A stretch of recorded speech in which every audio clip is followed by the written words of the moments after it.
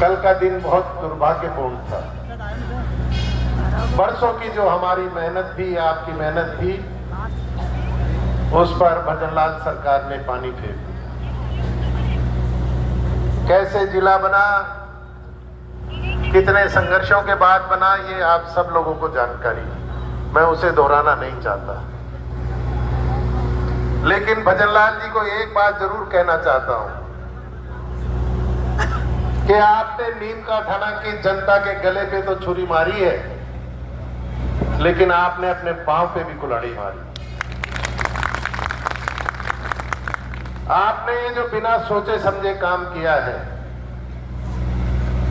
हमें परोसी हुई थाली आपने जो वापस खींची है, इसका नतीजा आपको आने वाला समय बताएगा।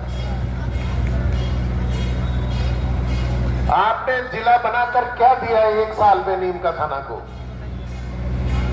60 लाख रुपए सरकार ने स्वीकृत किए, कुल मात्र 60 लाख रुपए पूरे जिले के लिए। उनमें भी अभी पूरा पेमेंट नहीं हुआ 60 लाख का। और वो किस बात के लिए दिए गए? कि जो अफसर बैठेंगे उनके लिए फर्नीचर हो, कंप्यूटर हो, एयर कंडीशन हो, लाइटें लगी हो, सोफा सेट लगे हो, कारपेट लगे हो, इस बात के लिए आपने 60 लाख रुपए दिए। मैंने बार बार विधानसभा में और जिन मंत्रियों से मैं मिला, सबसे मैंने एक निवेदन किया कि भले ही आप 5 साल तक 1 रुपया इस नीम का थाना जिले को मत देना, लेकिन कम से कम ये जो किया हुआ काम है, इसको मिटाने का काम मत करना। आज मैं फिर भजनलाल जी से कहता हूं कि आप नीम का थाना जिले को पैसा नहीं देना चाहते हो तो मत देना। इनको सबसे बड़ी तकलीफ किस बात की है? इस संभाग में 3 सांसद जो जीते, वो तीनों में भाजपा को मात मिली, चूरू, झुंझुनू और सीकर।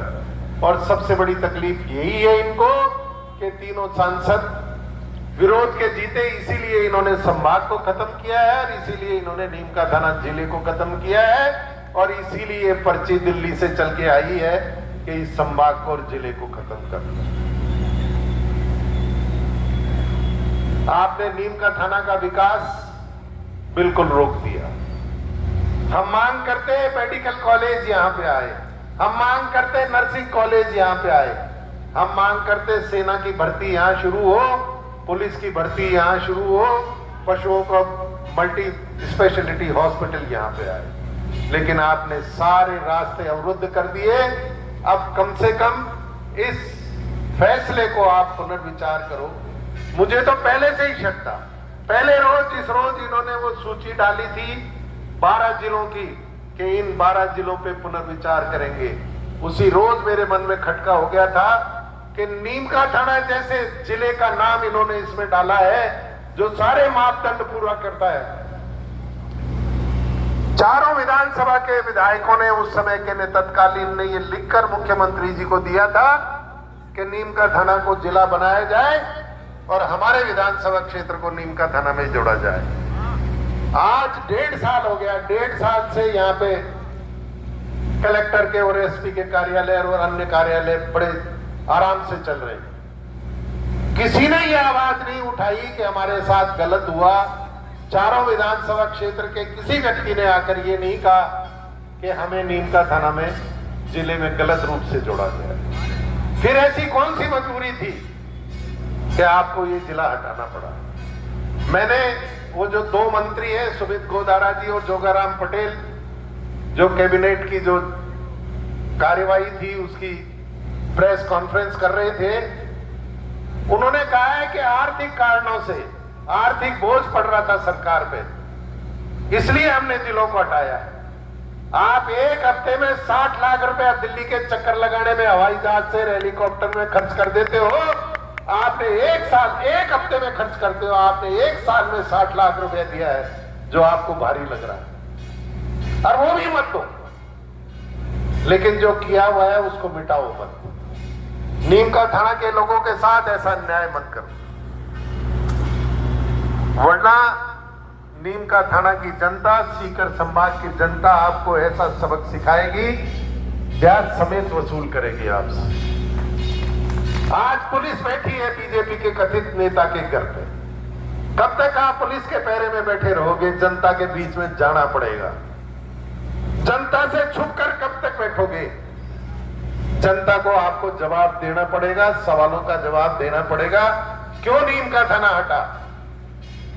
मुझे जब ये इस सूची में, पुनर्विचार की सूची में नीम का थाना को डाला था, मैंने उसी वक्त एक रॉयल पैलेस में एक मीटिंग की थी और सब लोगों से आह्वान किया था कि सरकार की नीयत ठीक नहीं है। केएल मीणा साहब भी उसमें पधारे थे। मीणा साहब का पद पर हमें साथ मिला है, पूरा सहयोग मिला है, आशीर्वाद मिला है।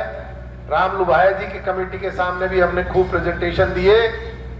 ललित पवार साहब के यहाँ भी हम कई बार साथ गए हैं, उनको प्रेजेंटेशन दिया है, पूरी वस्तु स्थिति बताई है और कमेटी के दोनों चेयरमैन इस बात से संतुष्ट थे कि नीम का थाना सही मापदंड पूरे करता है, ये जिला बनना चाहिए। तो मुझे जब खटका हुआ था तो मैंने मीटिंग बुलाई थी, लेकिन लोगों को यह विश्वास नहीं हो रहा था कि नीम का थाना जिला बन रहा है, जिला हट रहा है।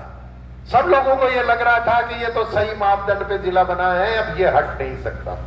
कुछ बीजेपी के नेताओं ने इस तरह के भ्रामक प्रचार किए कि ये राजनीतिक फायदे के लिए इस तरह का प्रपंच कर रहे हैं, जिला कहीं नहीं जाने वाला। आज उसका परिणाम ये देखने को मिला। अगर हम लोग उस 4 महीने पहले जो मीटिंग हुई थी उस वक्त खड़े हो जाते और उस वक्त विरोध शुरू कर देते, आज ये जो जोश आज हम जिला हटने के बाद दिखा रहे हैं, ये जोश अगर उस वक्त दिखाते तो आज शायद ये नौबत नहीं आती।